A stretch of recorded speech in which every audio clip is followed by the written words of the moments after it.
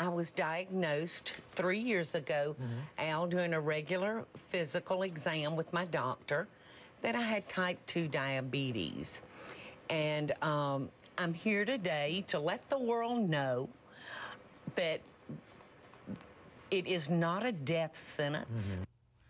Paula Deen, the queen of Southern cooking, who once declared, quote, "I can't live without butter or my deep fryer." In fact, take a look at her infamous ladies' brunch burger, a combination of bacon, fried egg, meat patty, stuffed between 2 glazed donuts. That is health food, I tell you. On NBC's Today Show, my stage manager is shaking his head vigorously. On the Today Show, she revealed that she was diagnosed, in fact, with diabetes, type 2 diabetes, several years ago. No laughing matter. Deen's admission has created a stir amongst critics who want to know why she waited, first of all, why she waited so long before telling everybody, and secondly, why today? Why'd she come out with it all of a sudden? Watch this from the Today Show. I came home, I told my children, I told my husband, I said, I'm going to keep this close to my chest for the time being, because I had to figure things out in my own head. I had to give time to think about it, talk with my doctor, because Al, at the time, you know, I tell everything. Right. I could have walked out and said, hey, y'all, I have been diagnosed with type 2 diabetes, and walked away. I had nothing to give to my fellow friends out there. Hans Rockenwagner is a celebrity chef and restaurateur, and Dr. Bill Releford, a diabetes specialist.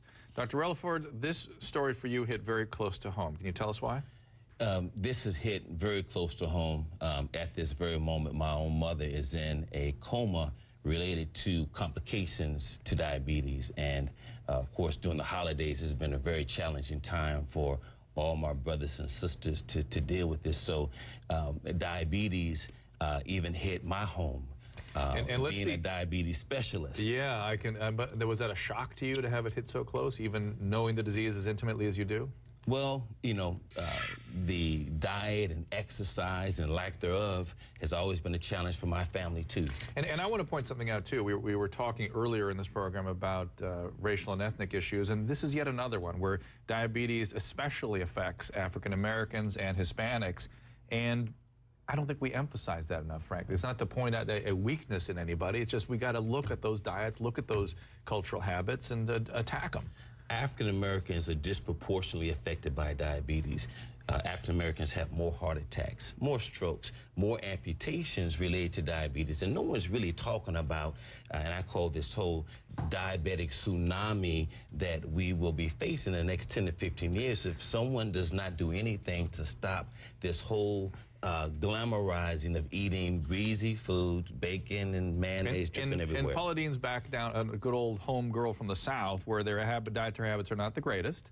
And so you feel that she's really advocating something that is almost advocating taking poison. Well, she built her career on glamorizing overconsumption and indulgence in foods that are, and everybody knows, I mean, you don't even have to have a real, you know, medical education, that if you eat a hamburger sandwich that's dripping with grease, there's got to be something wrong with it. And I think the fact that she's been able to get away with this for so long, and now she wants to maybe change her colors a little bit. Makes you angry?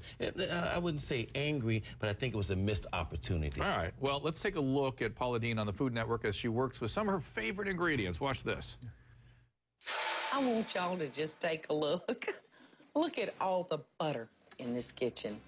I've probably got about 4 pounds of butter. Butter is a very, very beautiful thing. I got a half a stick of butter, chocolate bread pudding with a rum toffee sauce. I had about a half a cup of heavy cream left over in my carton, so I'm just gonna pour that on top. If it weren't so sad, it's almost getting comical. I mean, very easy to be critical of Paula Deen, but my question, Hans, is just because somebody's a chef and advocating a certain culture and style of eating, A, do they have a responsibility to the people they're advocating? And I'm not sure I mean, I don't want to live in a country where we tell everybody how they have to eat. I mean, you and I are medical guys. We have to maintain a certain line. But as a chef, and by the way, does that same chef also have to reveal their personal medical history? I don't think so, that they necessarily have to reveal everything about their medical history. But at the same time, She seems to have taken it a little bit to an extreme also with her food. With her food, and I think but now... But doesn't that... I'm going to sort of play devil's advocate here and say, doesn't that even protect her more? She's clearly not a health advocate. Clearly. And now she herself is suffering the consequences. And granted, I don't like the fact that people are following through and ending up in diabetic coma, you know, because of these sorts of dietary habits. But I don't want to live in a world where people tell you, you have to eat this way or else. Or, by the way, if you're a public figure, we got to have all your medical records on display. Do you think they should, Hans? No, I don't think they should. Okay. But at the same time, I have nothing to hide, you know? Well, well, it's easier for you to say. All right, now, Paula Deen's admission that she's working as a spokesperson for a diabetes drug maker, I think this is the issue that raised some eyebrows. Watch this. I've always been one to think that I bring hope because I've had lots of obstacles in my life, y'all. I'm here today to let the world know that it is not a death sentence. I'm working along with a very reputable pharmaceutical company. And we should mention you're a paid spokesperson for NovoNordisk. Absolutely. I have been compensated, just as you are, for your work, yes. Well, let's be clear. It could be a death sentence if she keeps, I understand she's a smoker. A diabetic that smokes is really asking for a death sentence and continue to eat like that. She may be facing a death sentence, but that's her choice. That's her choice. This is her opportunity right now. She can turn it around. Yes. But here's the deal. If Paula Deen starts advocating tofu and sprouts, that's the end of Paula Deen. That's not her brand anymore. That's taken that brand out of the lexicon. I think it's a cultural thing also. You know, she's from the South. I'm from the south of Germany, but it's a lifestyle. That's right. And should we say that lifestyle must end? Is that our job? No, okay. it does. But it doesn't have to end. But we need to make A, moderation. Okay. And B, we need to make... But that's up to guys like us. That's the doctors that have to advocate. And let me ask Dr. Releford one other thing. Isn't the more disturbing thing? This is the part that really is unsavory. And you tell me if you feel the same way. It's that she decided to come out when she became a Novartis was Novartis, right? Is that control room? Tell me that. NovoNordisk. NovoNordisk. Okay, Yes. It became a spokesperson for them. Now I'm going to tell you about my diabetes. That's like 72 months later. I think that once again this was a missed opportunity. Had she come out sooner, it would have been a lot more genuine and sincere. Right. And she would have been able to really galvanize an entire country behind this whole thing of People diabetes. like to eat that way. But when you look at all that butter, you're talking about weapons of mass destruction. I think there's more people that have died from heart attacks and strokes than any bomb that's been dropped anywhere. Well, listen to this. Now, Paula Deen made some headlines in August after exchanging words with Anthony Bourdain, who called her the worst, most dangerous person in America. Now, after learning of the type 2 diagnosis, type 2 diabetes, and the partnership between she and the drug company, Anthony Bourdain, resumed his criticism by tweeting the following. This is rather an interesting tweet. Thinking of getting into the leg-breaking business so I can profitably sell crutches later. Think about that. Now, again, I don't necessarily agree with Anthony, but very thought-provoking. Well said, sir.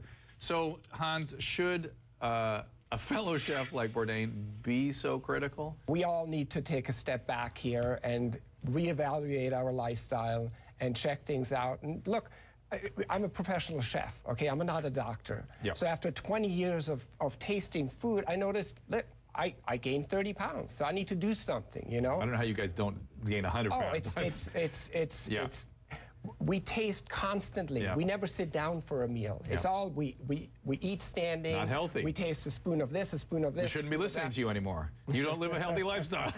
Okay, well, I'm doing okay right now. No, but I think that this is a word. Listen, Paula, thank you for raising this conversation, if nothing else. I think it's an opportunity. It's an opportunity for all of us to talk about a disease that is common. It's afflicting many people. It is dangerous. It's a serious deal.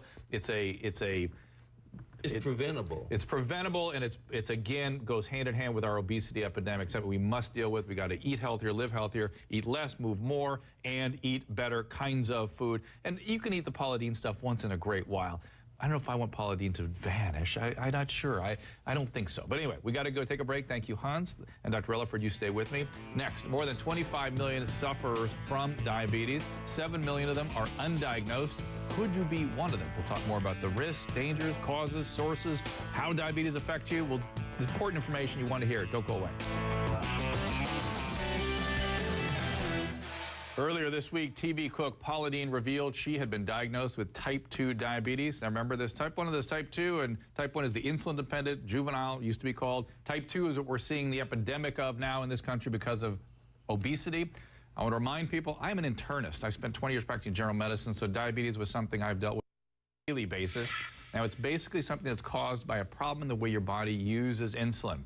It's resistant to insulin. Insulin is needed to move blood sugar or glucose into the cells where it can be used for energy. Type 2 diabetes usually occurs slowly over time. Most people with the disease are overweight. Family history and genes do play quite a role. Low activity, poor diet, excess body weight, and something called metabolic syndrome, something I have, which is high cholesterol, high blood pressure, family history. You tend to put your weight around the middle here. That tends to be associated with insulin resistance. And that means you could even be in a pre-diabetic state, something you should check with your doctor about. If you're in that pre-diabetic state, something that Paula didn't talk about and we're talking about, you should be doing something aggressively about your diet and your activity. Wouldn't you say? I would say so 100%. I think during that 72-month period, she was in a state of what I call deniabetes. Yeah, whereas she knew she had it, but she continued to perpetuate this whole lifestyle of I'm going to eat what I want, do what I want. We see that on a lot. We see that a ton, right? Even perpetuated on television.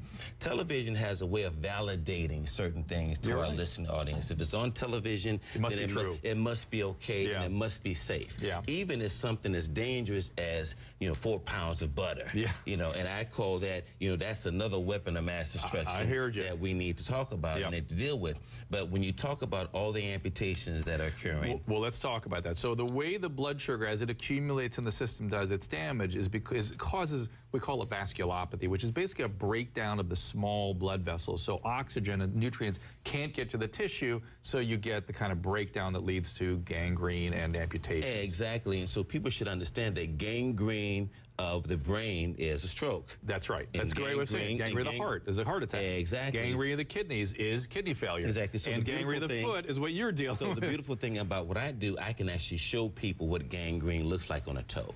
But you can't really show that in the brain. I can see it developing. You and I can see it. That's right. We can see that. But what happens is everything is okay until something goes wrong. And so we have millions of people out there that are in this state of deniabetes. There is special denial in certain ethnic groups because of their culture and because of the kind of eating, and they don't, and maybe don't trust their doctors or something. Well, trust is an issue, and of course, socioeconomic factors. And right, it's just good food is more expensive too. Well, I think that's a myth.